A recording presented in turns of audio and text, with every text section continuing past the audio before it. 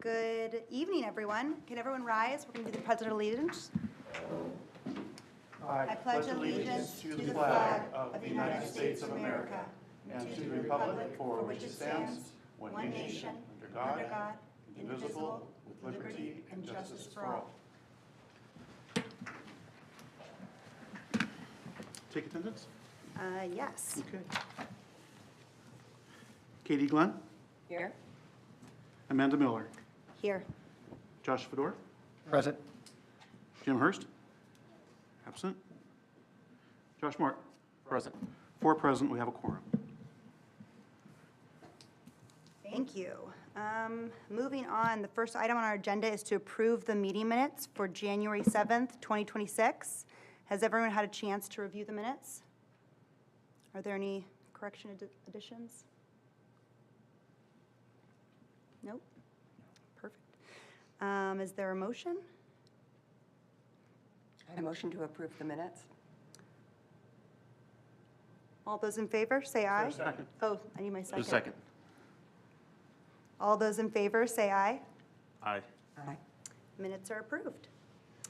Okay, now we can move to new business. We have one case on the docket. Let's see. Case number 20601SC, David and Beth. We will begin from hearing staff's presentation, and then we'll move on to petitioners. Yes, ma'am. I see the bid goods here. This is a special exception.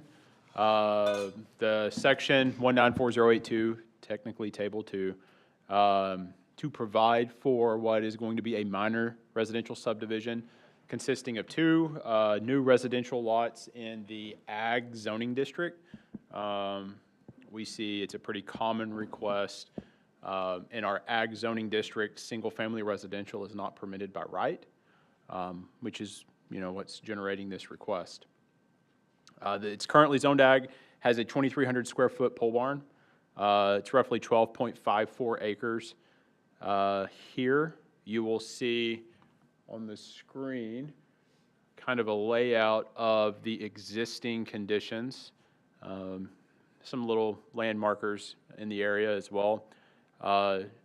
Note that this property will be accessed via a access easement, which is technically not part of this subdivision, okay? And when I use the word subdivision, I want to clarify, this property in question existed in its current configuration as of January 1st, 1999.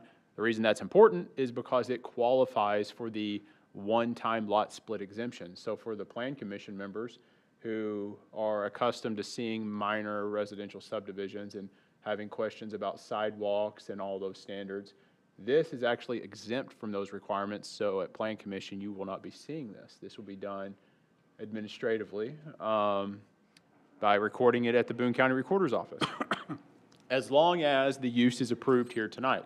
So again, this will result in 2 lots. Let me pull up the proposal so that you can see that. That should be on the screen. And let me rotate it to where it's what you would have seen. So this is what you will see if the petition is approved tonight. Track 1, Track 2, and an access easement that will meet the standards as required for an access easement to count as road frontage, okay? Getting back to the staff report. Just to read our staff's opinion into the record, there are 3 questions that we need to address when reviewing and approving or denying a special exception. 1, the proposed use will not be injurious to public health, safety, comfort, general welfare. Number 2, the proposed use will not injure or adversely affect the adjacent area or property values. And number 3, the proposed use will be consistent with the character of the district, land uses authorized therein, and the town's comprehensive plan. Reviewing the comprehensive plan, it supports ag general, which is intended to serve as a buffer between high and low-intensity residential uses. Since the comprehensive plan does allow for limited residential development on well and septic, staff believes this proposal aligns with that recommendation. Again, they are going to end up developing 2 single-family residences on the site. Zoning, ag general. Again, it allows, there's 2 parts of ag general. One, minimize the loss of farmland to residential uses through establishment of continuous parcels of non-residential acres, and B, maximize the clustering of residential lots in the least number of acres located on existing farmland. Staff's proposal is adding to the cluster of residential homes already in this area, so we believe this aligns with that. Reading through here, getting to the questions. Number 1, the proposed use will not be injurious to public health and safety. Number 1, staff agrees with the petitioner on this criteria. Granting this request will not be injurious. The petitioner is creating a minor residential subdivision that will result in the ability to construct 2 new single-family homes. Both residences are required to adhere to the applicable building codes and development standards in the zoning ordinance, all of which are designed with public safety in mind. Both parcels will share a driveway, which eliminates the need to create an additional curb cut along US 421. Both parcels exceed minimum lot size requirements needed for approval of well and septic. For these reasons, staff believes the criteria was met. Number 2, the proposed use will not injure or adversely affect the adjacent area or property values therein. Staff agrees again with the petitioner. If approved, the use of these properties would be single-family residential, which is the same as several other properties in the area. Some of the properties surrounding this proposed subdivision are undeveloped. Some appear to be used for farming purposes. However, single-family residential is low intensity and would not impede their ability to continue those farming operations. Approval of this request would allow the owner to proceed with dividing the parcel as previously discussed. We believe the new development actually would add value to property and increase the overall values in this area. Adjoining neighbors are not anticipated to be adversely impacted. Barring objections raised during tonight's meeting, we think this criterion was met as well. The final one, proposed use will be consistent with the character of the district, land uses authorized therein, and the town's comprehensive plan. We agree with the petitioner on this one. The proposed use will be consistent with the character of the district and authorized land uses, the town's comprehensive plan as well. The property is surrounded by single-family residential dwellings, including 5 that directly adjoin this site and the promontory PUD, which consists of roughly 53 residential homes. The character of this district has already been established, and the proposed use will align with that character. With the approval of this request, the minor residential subdivision will be an authorized land use in the ag zoning district. And again, the comprehensive plan designates this area as ag general, which does allow for limited residential development on well and septic, which is what the petitioner is proposing. We believe this criteria was met. Recapping, we think this checks all 3 boxes. Because of that, we are favorable. We support the petitioner's request. If you have any questions, I'm happy to answer them. Otherwise, I'll turn it back to you. Jonathan, is this in any of the tiers on the airport study? Is this in any of the tiers? I know it's up in that airport area. I mean, I know. Give me 1 second. I'll take a look. I don't believe it's in I think it's tier just 1. out of it. Yeah. Let me double check. I didn't bring that with me. 1585 North, US 420.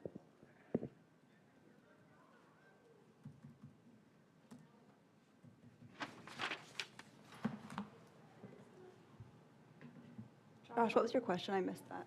I'm sorry, the airport, the airport study had different tiers of limited development or encouraged limited development. I was just curious if this fell into any of those. Good question.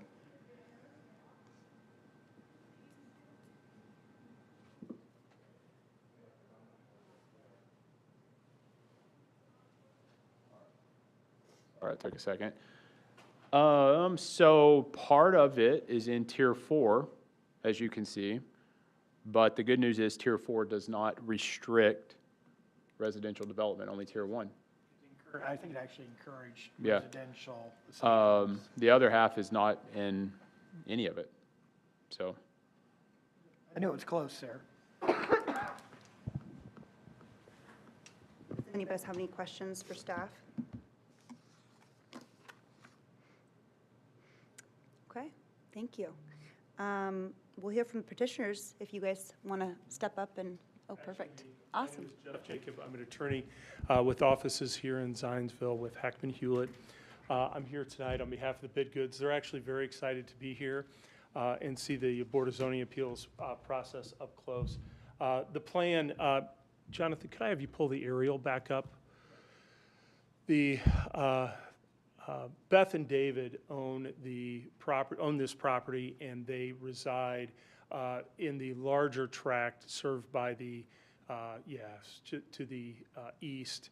And they're excited to be subdividing this parcel that they own, or splitting it, I should say, because they're hope to have their children build 2 homes adjacent to them.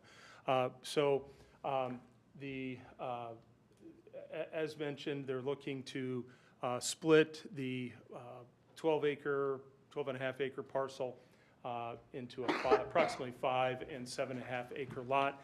As you can see, it's a pretty significantly wooded site. They want to try to maintain as much of that as possible.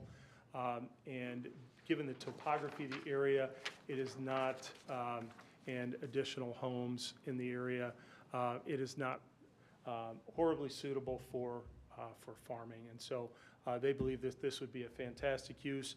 Just a couple of things to highlight from the staff report, and thank you, Jonathan, for your as always, well done staff report. This is just south of the promontory, and we recognize that it is in part of the 421 overlay zone, and it's in that corridor, so we recognize that, and we believe that this use very much aligns with the character and use of the area, large lot residential development. Having said that, I'm happy to go through the statutory criteria if need be, but I thought staff did a nice job. We are happy to answer any questions, and we would certainly welcome your affirmative vote. Thank you. Does the board have any questions?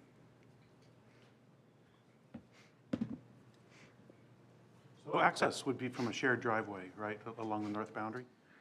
Yes, thank you for that reminder. Yeah. Yes, we have a common drive access maintenance agreement that we will put in place in case the family does not own that property into the future. So planning for future owners, it will be what I would call is probably a pretty standard maintenance and access agreement that we utilize. And the maintenance would be divided on a proportional basis based upon ownership and usage.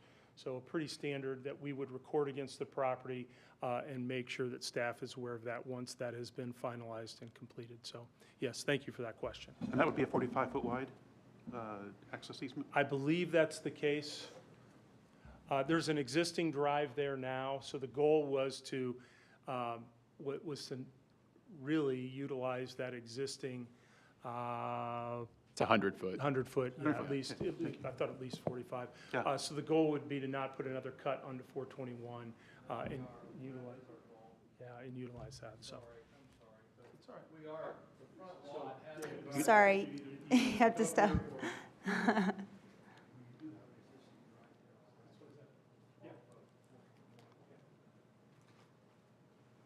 If you could just state your name. Sorry. Yeah. State your name Oh, David Name- Bidgood. and address. And what? An address. Your address? Oh, 1585 North US 421. Thank you. So the driveway will be commonly shared with one of the houses, which is the back lot. The front lot, where you see the barn, that existing barn, they're going to build it. There's a driveway that comes out of that barn right now onto 421. So the thought was just to improve that. And then the other house and our house will share the long driveway.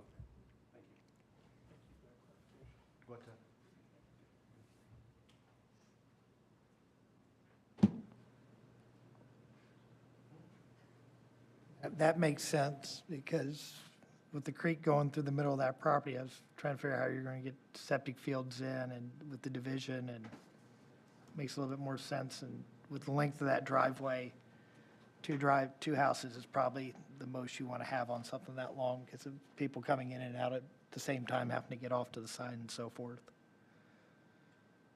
NDOT has jurisdiction, right, for driveway permitting along 421. So, okay.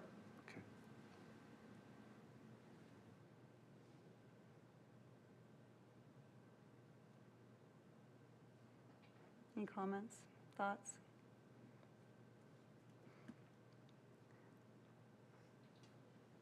Jonathan, were you looking up something? I was just looking at the existing driveway, seeing if I could see it. But either way, yeah. It's not like he would need special approval for the existing driveway. He's got plenty of road frontage. He would just need to get a permit through the applicable authority to do that, so. The standard for our office, we care, is that they have 45 foot of road frontage, which he clearly exceeds that, so. NDOT may require a permit because it's currently not a residential driveway, it's just for an accessory structure, so the standards for the driveway may vary depending on the change of use.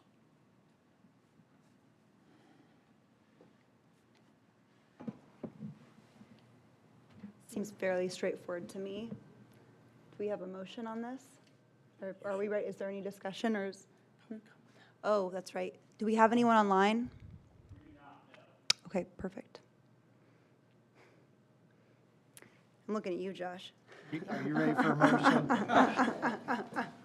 All right, I move that docket 2026-01-SE, special exemption to provide for 2 residential lots at 1585 North, US 421, Whitestown, Indiana 46075, be approved as presented and described based on the findings in the staff report and staff recommendations, submitted findings of facts, and evidence submitted during the hearing.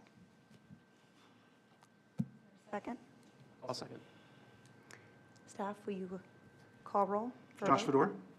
Aye. Josh Martin? Aye. Jim Hurst? Absent, excuse me. Amanda Miller? Aye. And Katie Glenn? Aye. Motion passes. Thank for your you. attention, and congratulations on a very short meeting. I just wish I was getting a place on your land.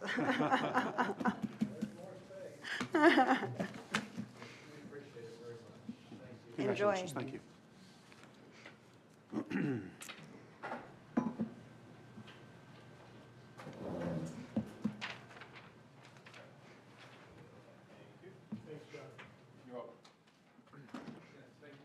I'll send you a follow-up email with your letter of grant, probably tomorrow or Friday. So just be looking for that. It'll tell you next steps.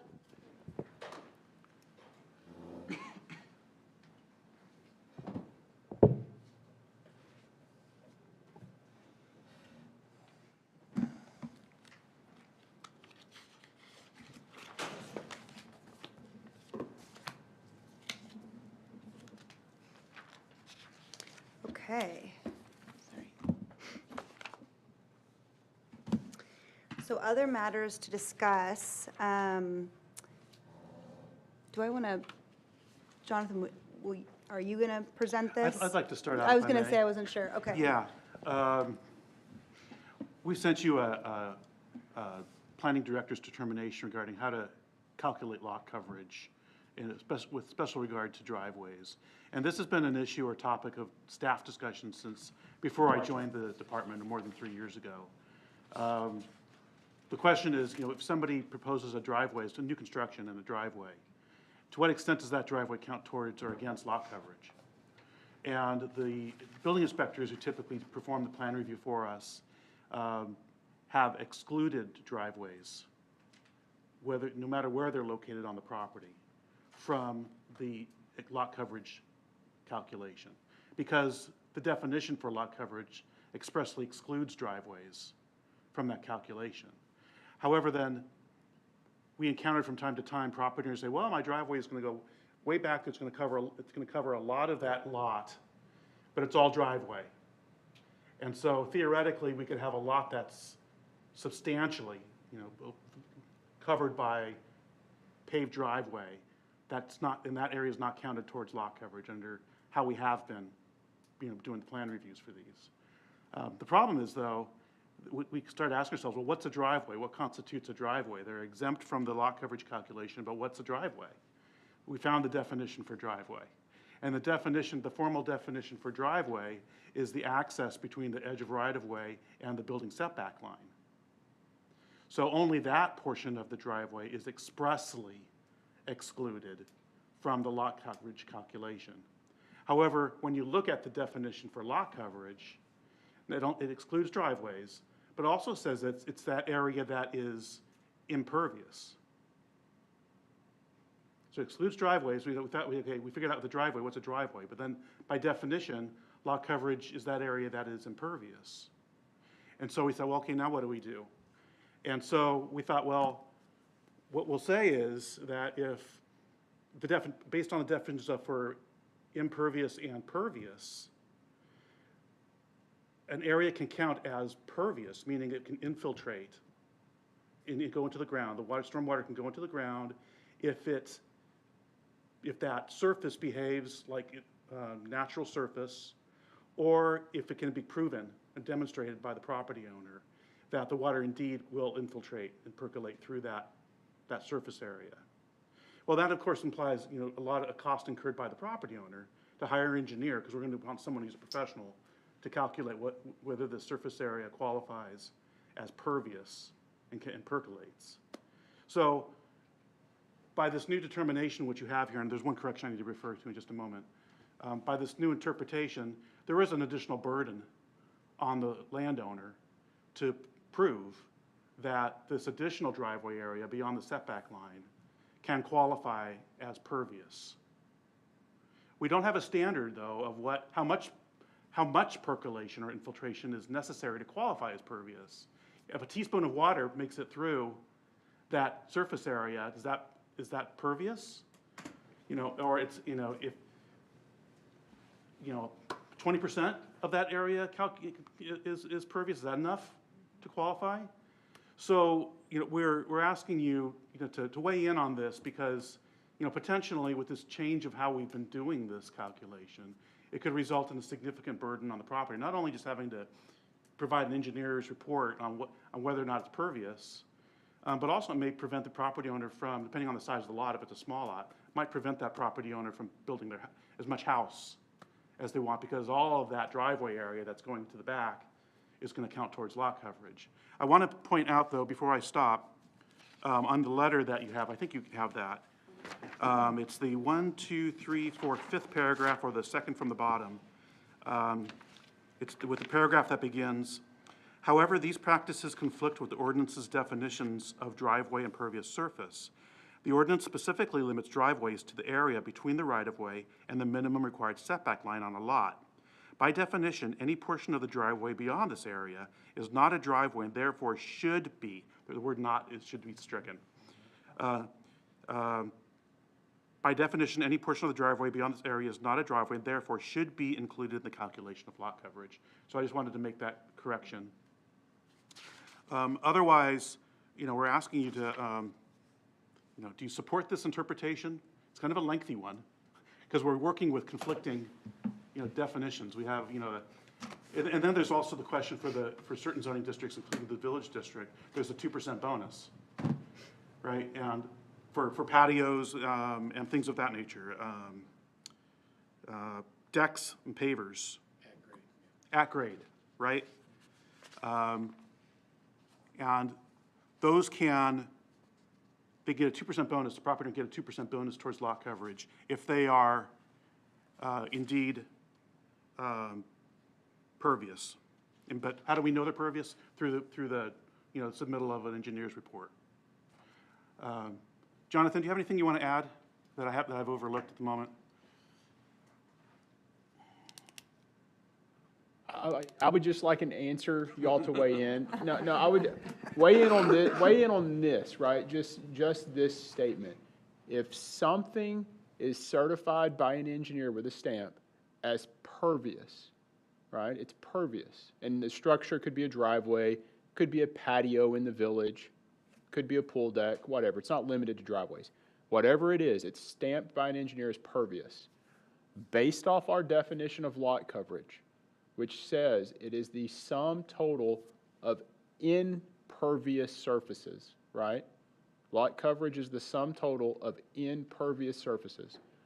If somebody submits a plan that is stamped as pervious, Should that count as lot coverage? Do you mean absent fraud by the engineer? No, I mean, I don't know what I mean exactly. I just mean the engineer has stamped it as pervious.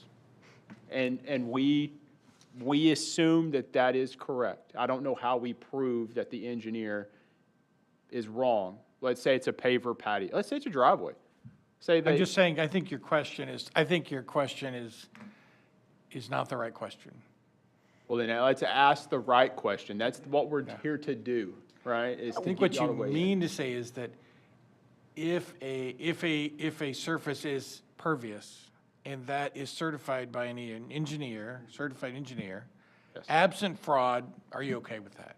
Because anybody can stamp anything.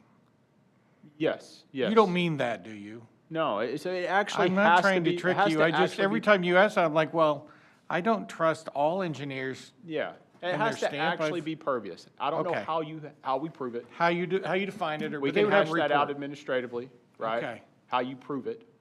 But if it's actually pervious, Yeah, okay, so absent the engineer saying it's pervious when it's not, that's the question. And just to re-clarify, this may be obvious to everyone, but I'm just going to say this, and Mr. Dill, please correct me if I'm wrong. The reason for this is because there's a gap in the current language today, and we're trying to get some more concrete definitions around this to be better moving forward. Yes, and it may be more so, the language in the ordinance doesn't agree with itself, There's some conflicting, right? yeah, right. And so, until we fix it, and we do want to fix this by a code amendment, but in the meanwhile, how should we administer the zoning ordinance? This is something that needs to be addressed regardless of what's decided today or, discussed today. But what I ask the board is, are we on the right track? Are there things that we haven't thought of? And things that we can have a discussion about? So to answer Jonathan's question, and I go to the areas where where I think we're going to see this come up. It's going to be more in the village. The reason we require this pervious space is because of flood control and water control. So to answer Jonathan's question, if they can certify to us that this, call it, I'm envisioning like brick pavers with a little bit of grass between them and calling that a pervious surface and using it as a driveway, I'm okay with that.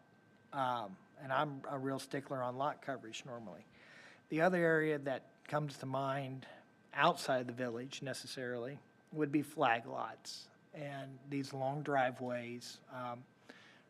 I'll use Bidgood's original home as an example. It's a very long driveway.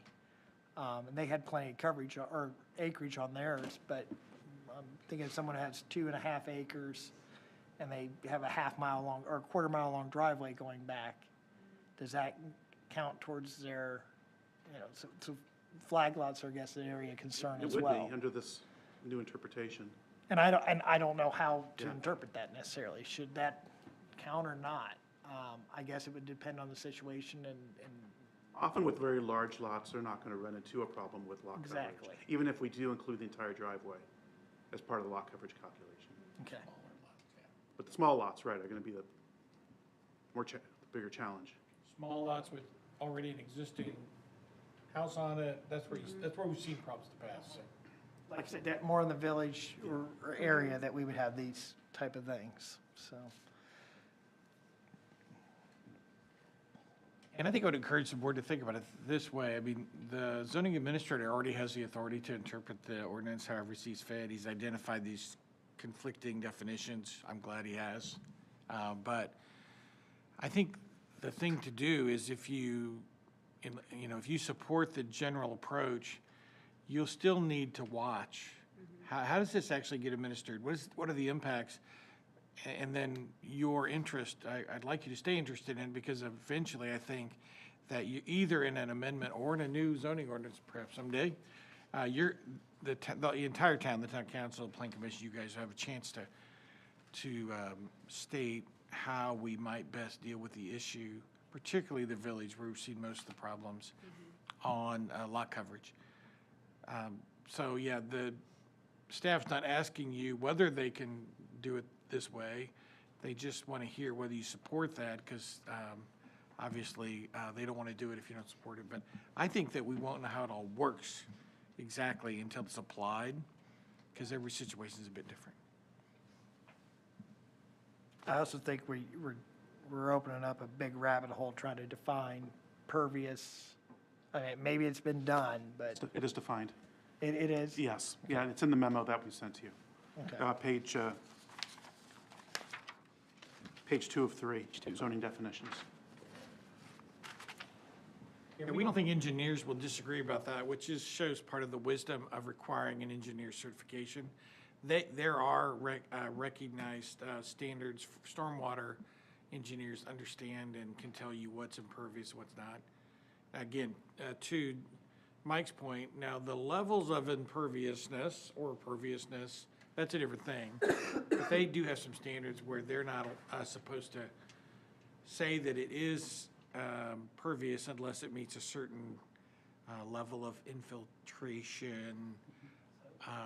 For example, taking on a 1-inch rain over 1 hour, it would absorb through, I'm just throwing numbers out there. Yeah, but you're right, There yeah. is some sort of standard that is established. Yeah, and when like pavers, if you think about how when pavers started being recognized as a lead engineering material that would allow you to say it was impervious, they were designed, you know, they were designed to allow a certain amount of water to infiltrate. And I wasn't in that lab or what they were trying to get to, whether that was 10%, 20%, I don't know. But you can tell by looking at them that either in how that material is designed or how it was placed, spacing and that sort of thing. But I remember sometimes there's a paver used, you can't see, for emergency accesses. And it had a standard, like, was not to be placed more than 3 inches apart. But 3 inches would allow a lot to go through. Yeah. So basically they're bricks, but sometimes it's material, sometimes some of them, you know, they had holes drilled in like old bricks were, you know, and not for mortar, but for imperviousness. But, so we think the engineering world can take care of that definition issue. And then by somewhat arm in arm, the American Planning Association recognizes those same standards, so. But everyone could disagree about what's enough imperviousness or perviousness.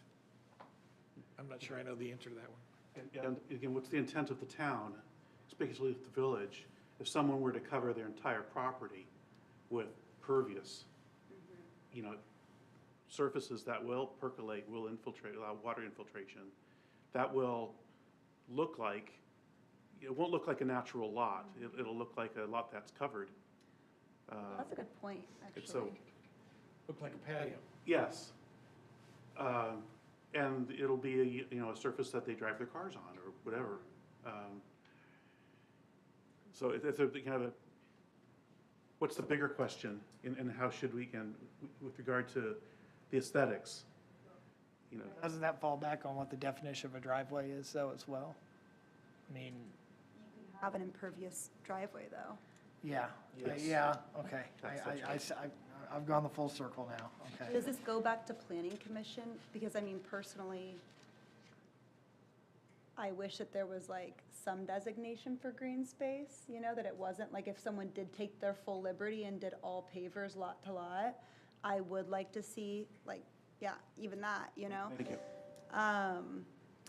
But A, is that even something we can even do at this point, or is that something that goes through planning commission It from would an be aesthetic an standpoint? amendment to the zoning ordinance that would go through the plan commission. Okay. And then on to the town council. Okay. So the example you're seeing on the screen is a citizen in Zionsville who has been designing a project for the village. She's in my inbox, and she is expecting a response.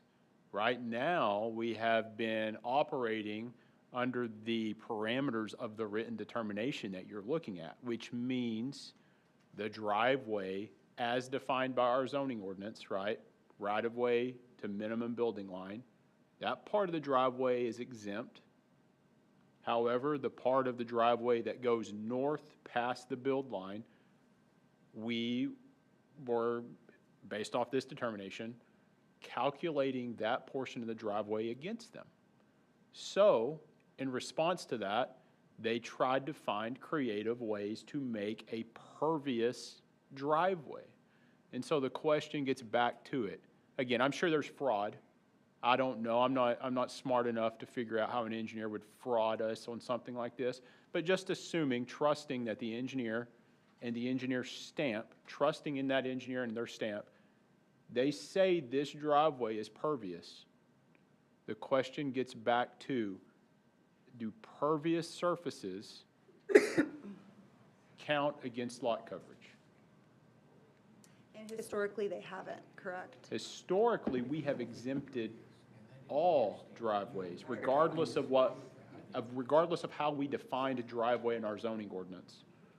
We had exempted all driveways in layman's terms, right, what people perceive as their driveway. We exempted all of that from lot coverage. What this determination, as it's currently written, says is what we've expressed, which is the driveway is defined as between the right-of-way and the minimum build line. And that's what's defined. Within this discussion, there's also another issue, and that is, it's installed as being pervious, but it may be a matter of a few years before these areas either become choked out, with leaves, debris, other matter, even gravel, and no longer functions as a pervious surface. And we don't have no way right now of monitoring that or regulating against that happening. So even if someone were to, we were to say this, if I was to say this is okay, and 2-3 years later, maybe it's only allowing 50% percolation or infiltration, no way of knowing. Or if someone used like a concrete in between the pavers versus like a sand, unless someo's They Looking all- closely. Yeah, They all settle. It all Right, settles. All right. material eventually settles. I think I brought this up in November in the BZA meeting in November about some old pavers. And the fact of the matter is they weren't pervious anymore. There's pervious concrete. It's expensive. And there's several different types. Here, Jonathan just showed us this example right here.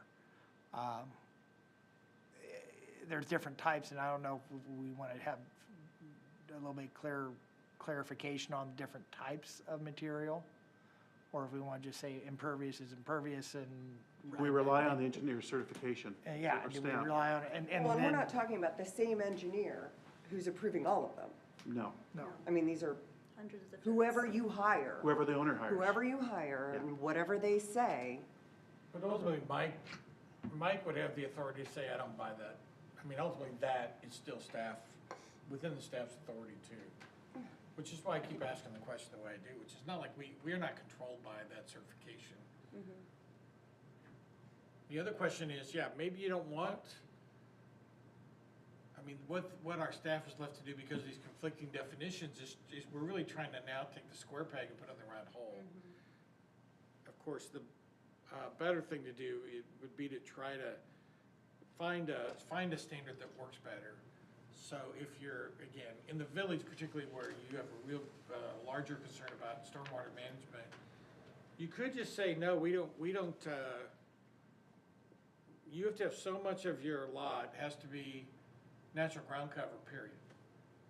And we're not gonna do this, in an area where we have trouble. You could take that approach.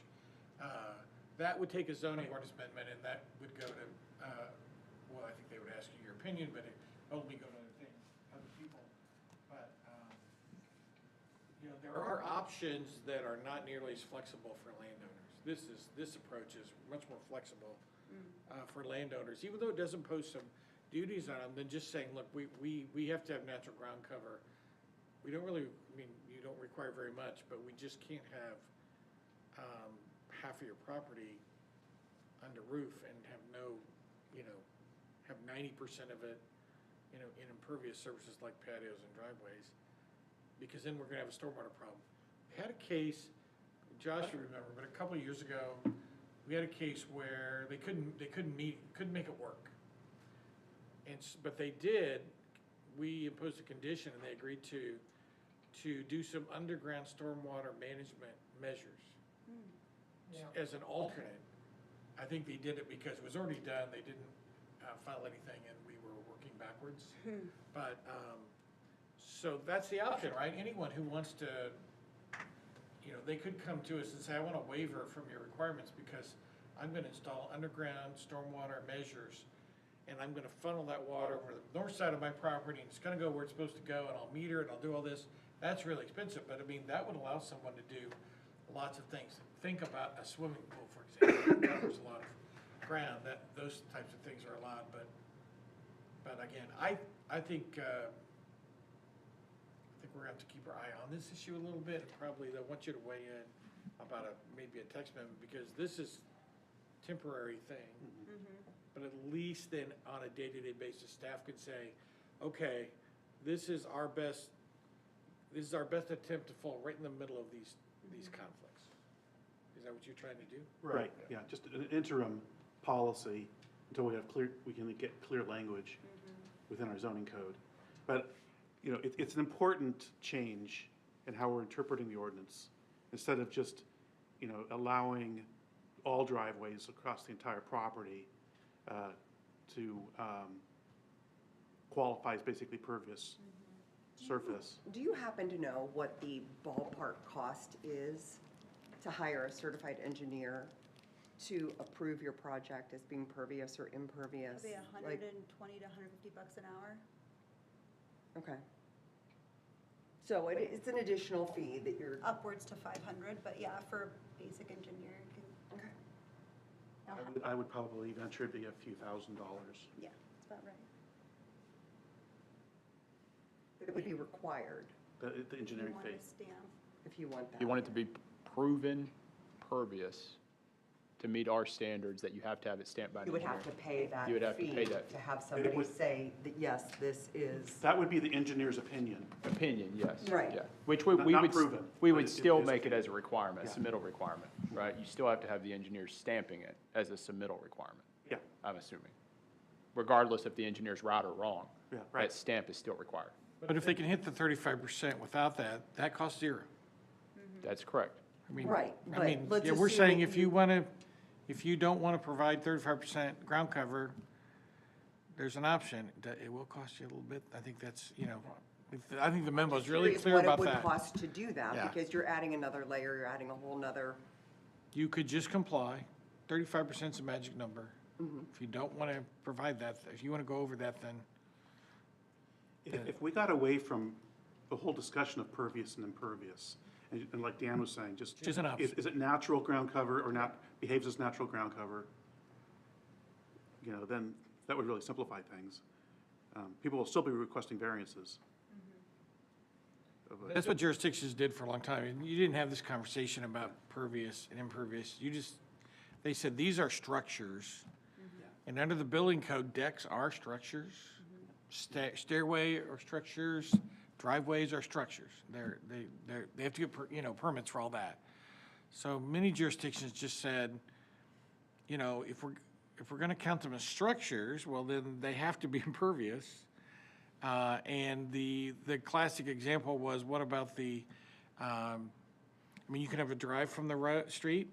What about the wraparound, the big U, where you have two ways to get in, or the circle drive or whatever? And so in many jurisdictions, they just said, if it's concrete or something that looks like concrete, that is not natural surface. That doesn't count. That counts just like a roof does. For stormwater, there's no difference. Then in, 15 years ago, there was this big movement toward not using concrete to manage stormwater, but to be more natural and to use more, Soils and. yeah, natural, but even natural materials, not metal and not concrete. And so they even would certify certain communities who had ordinance which improved that. Well, then that's when we got into this, because then a whole new line of products came out of pervious surfaces that functioned as a surface, whether it be a patio, a drive, emergency drives that could hold fire trucks, like really big, heavyweight, all sorts of things. And all of a sudden, it didn't look like grass anymore, right? It didn't look like that. And so they sold that saying, well, yeah, but it allows filtration of water through that to the surface. So it's good, and it's better than a paved concrete drive. So here we are. Our rules then, our definitions got left behind when that all happened. And it's one of the problems with having an old ordinance. But so usually when you would have a rewrite of the UDO or zoning ordinance, the language would keep pace with those changes, and that's the problem. And these poor guys have to administer it, so good luck, but part of the problem. Well, I know that we're gonna upset a few people, Yeah. you know, if we go this new route. So if we do go this direction, and you would not be opposed to this, or if you would tell me, and then so I can avoid a lot of frustration and upset people. Of course, you know, this doesn't prevent someone to appeal my decision too. Even if we got the engineer's, you know, certified letter and I still don't agree that it should qualify as pervious, then my decision can be appealed to you. So as it's today, though, regardless if everyone disagrees or agrees, we still have an issue and, you know what I mean? So there has to be a solve to some extent, right? Yeah. I'm kind of the impression that we do kind of have, there's so many, I mean, I really think this is really about the village, and I find not every case is the same. Everything is a little bit different. And to maybe see how this plays out and then be very active in watching everything that comes through, and, you know, if amendments need to be made, that we can be actively, whether that goes to us or planning commission or however that gets done, but that we can actively like make the changes that maybe we didn't think about X issue. I don't know. What are you guys' thoughts?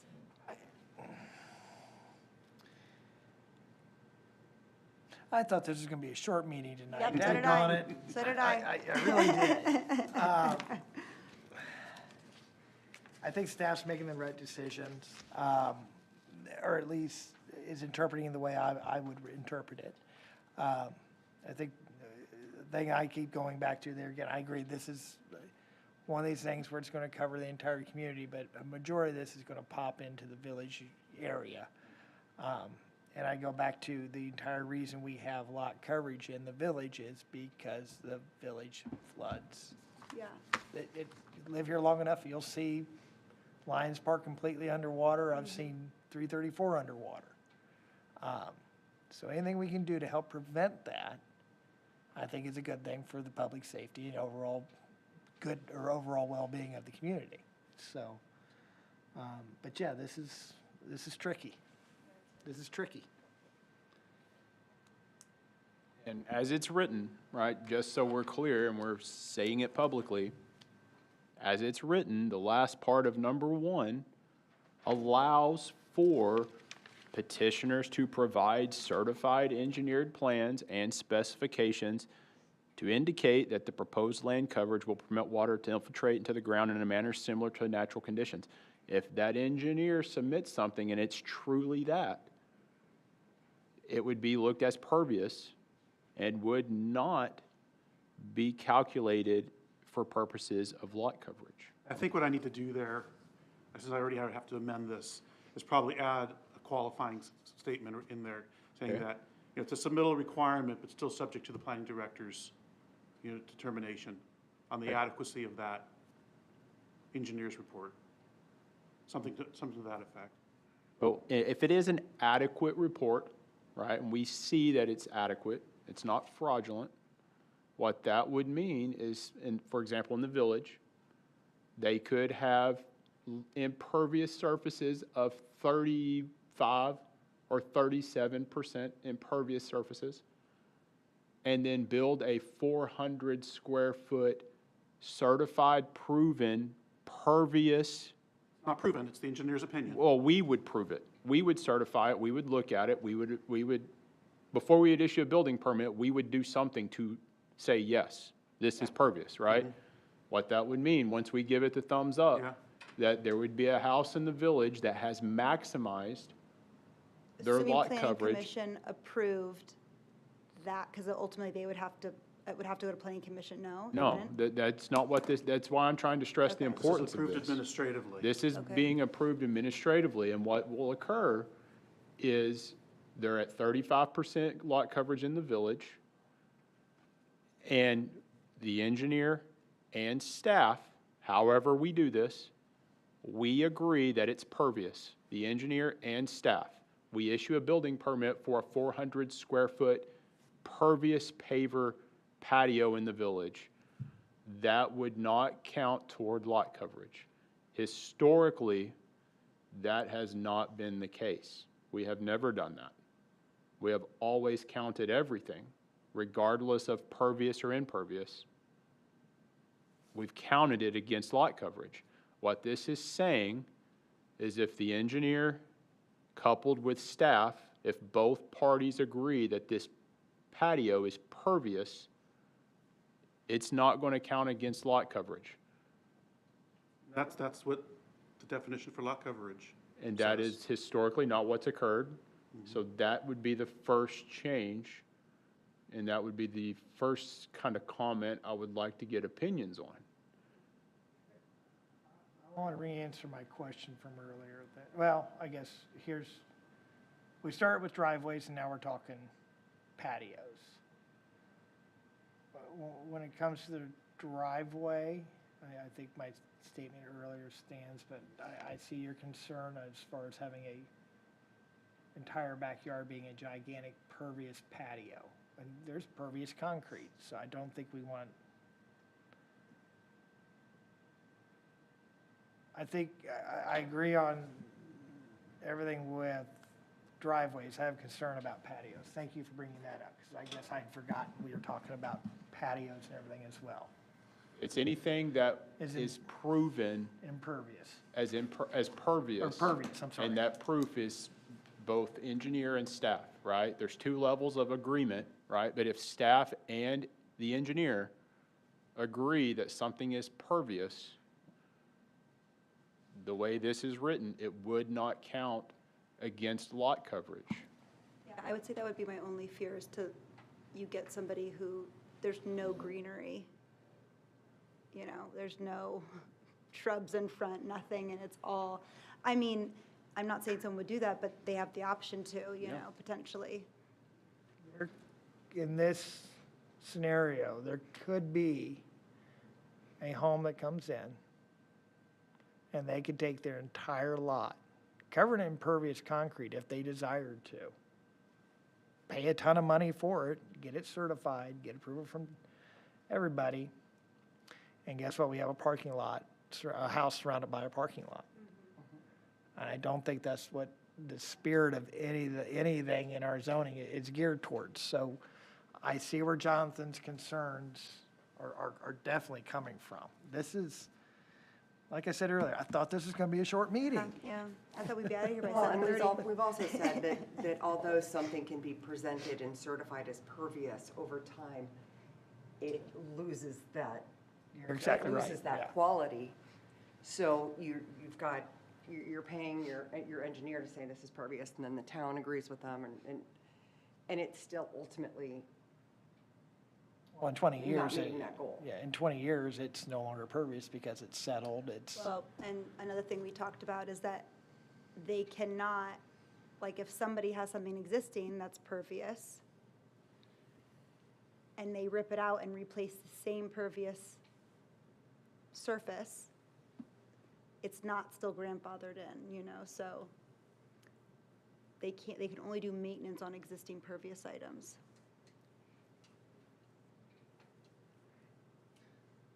did you guys want us to make a decision on this tonight? Um, I'm sure you would Do we like have for anything us- pending, the outcome of this, Jonathan? I mean, I guess that would be up to you. I guess the first thing is, this written determination is obviously written. The first question would be, if we don't change anything, when's it go into effect, right? Because then that answers your question. We have permits that are being submitted. We have people, I have a lady in my inbox right now.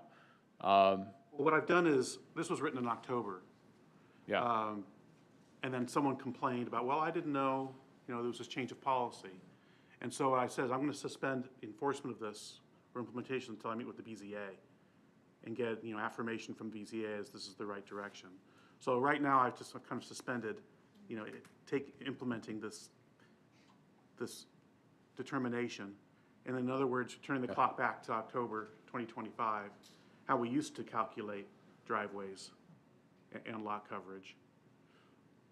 And the only reason I bring that up is, well, two reasons. I think I'd like to think a little bit on this. And I'd like to hear Jim Hurst's opinion on this as well. I think he'll be back in March, won't he? And just to be clear, there's no decision to be made. No, Okay, but they're I just at asking for least your want to. feedback, so you should give them your feedback. They may respectfully disagree with you. I don't know what they're gonna do, but You just can implement this. we're not You can voting on implement this anything. no Yeah. matter what. Good. You can. tomorrow. Yeah, they Okay. could. But they're asking, and so that's great. Just remember, it's not gonna come back to you as a case. It's not gonna come back to you as a text amendment, because we're not the body that hears those, but, so just, And it yeah. can be revised, it can be changed Oh, sure. back, Oh, yeah. it can be tweaked, this is not in Yeah. final. Yeah, but my decision right now is to not enforce this and just suspend it until I can kind of get some direction from you on how you think, what you think would be reasonable. and I talked about number one, obviously. Number two, driveways, right? So historically speaking, driveways, regardless of material, regardless of size, we've exempted driveways from lot coverage calculations. Number two, the way it's written is not doing that. It's going to start adding driveways into lot coverage if they don't meet the parameters as defined by our zoning ordinance, right? So in a way, driveways, what regular people are going to perceive as their driveway, if it exceeds the standards as defined in our zoning ordinance, the driveway is actually going to work against them. It's going to hurt them in their lot coverage calculations, which is why the conversation about pervious driveways came up, because if the driveway is going to hurt me in my lot coverage calculations, how can I find a way to make it to where it doesn't count into the lot coverage, right? Well, that's where the pervious versus impervious discussion came up. So, And again, I'm okay with someone who wants to put a pervious driveway in to get around some of their lot coverage issues. I guess it's everything past a driveway that I can see us having some, but I think that's for you guys, kind of the conclusion you guys have came up with as well.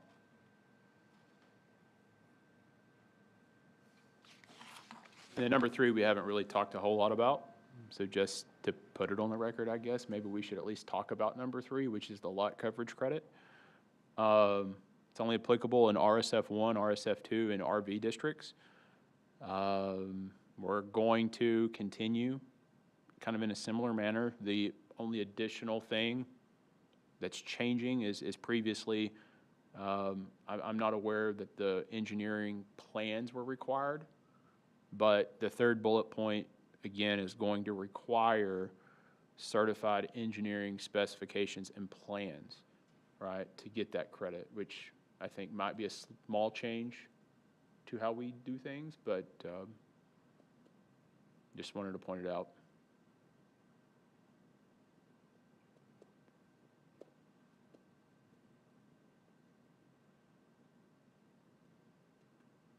And Josh Fedor, you said you would like time to think about this and see what Jim has to say. So does that mean this is going on the next agenda, or? Well, what's your pleasure?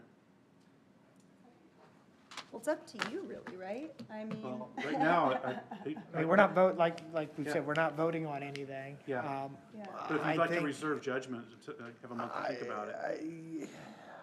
As much as I hate doing that, I think Yeah. maybe we can revisit this next month. Okay. Because there's a lot of scenarios that, that just keep popping up in my head, and I'm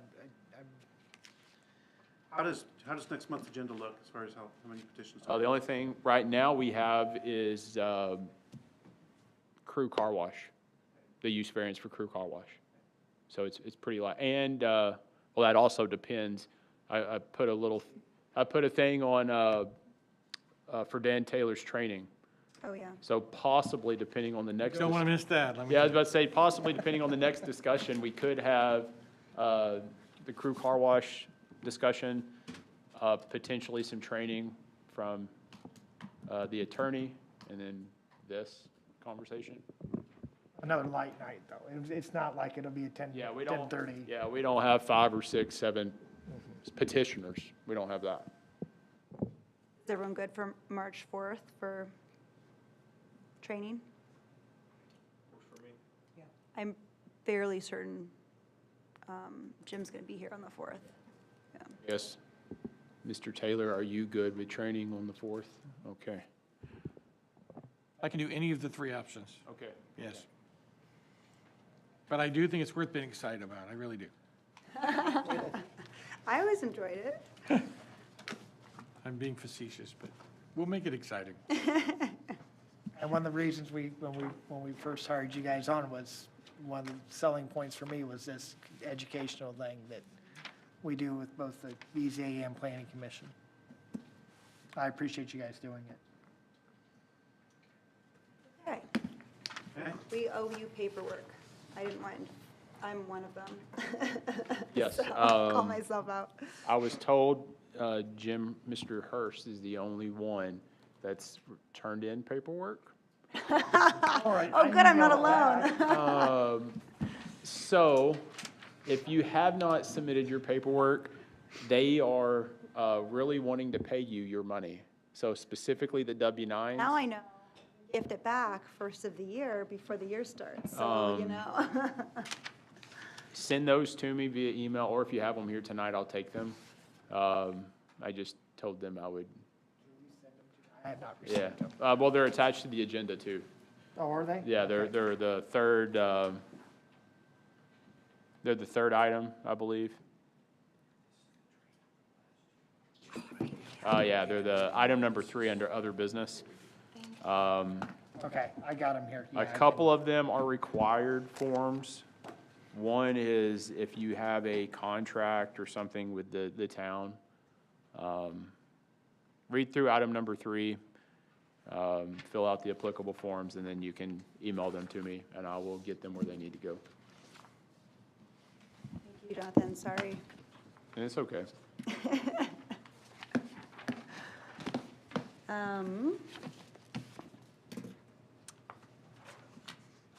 Do I have to officially adjourn us, or, okay, Motion to adjourn? motion to adjourn. Second. All right. So moved. All in favor? All in favor. Aye. Let's go. Thank you.